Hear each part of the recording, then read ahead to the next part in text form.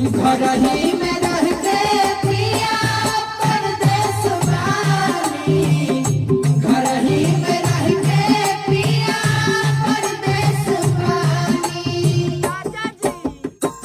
कौन कसूर कइली सटक नइखे जारी, कुछु ना बुझला का जतन हम करी।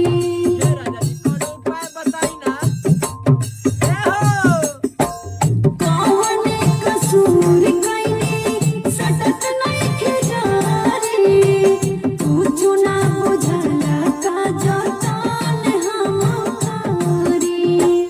आजा रात सोची सोची लार पोछतानी, आजा रात सोची सोची लार पोछतानी। दुखवा के दिन काटी सुख हम न जानी, घर ही में रह गे पिया परदेस बानी। घर ही में रह के पिया परदेस बानी। घर में रह के परदेस बानी, कितना बढ़िया बात बा कि राहुल दुलार प्यार हम कुछ न जानी। चलिए नमस्ते प्रणाम आप सबके, और हम बानी मंत्रा स्टूडियो से दीपक दिलकश, और हमारे साथ बहुत ही प्यारी सिंगर बिंदु श्री जी। और आप सब बताएं कि कैसन बानी और हमनी के गाना कैसन तो लागल। कैसन बनी एकदम धीरे से काहे बोले कैसन बनी।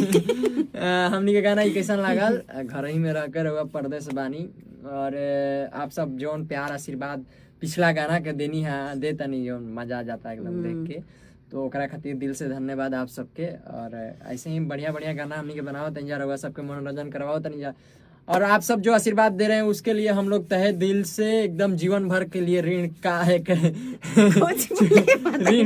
ऋण चुकाने वाला रीड बन जाता है। हाँ, हाँ। नहीं पता हमको। ऋण चुकाने वाला एक मतलब बात है जो हम कर्ज लोग कर्ज कर्ज ना उसी चुका को ऋण पाएंगे। बोलते हैं। नहीं मालूम। आपको नहीं मालूम होगा। तो ये आप सब आशीर्वाद जो दिए हैं वो उसका ऋण हम लोग नहीं चुका सकते हैं। जो बस आप सबको मनोरंजन कराएं, हम लोग का यही कर्तव्य है। और बाकी आगे हम लोग दूसरा गाना लेके आ रहे हैं, तब तक के लिए नमस्ते।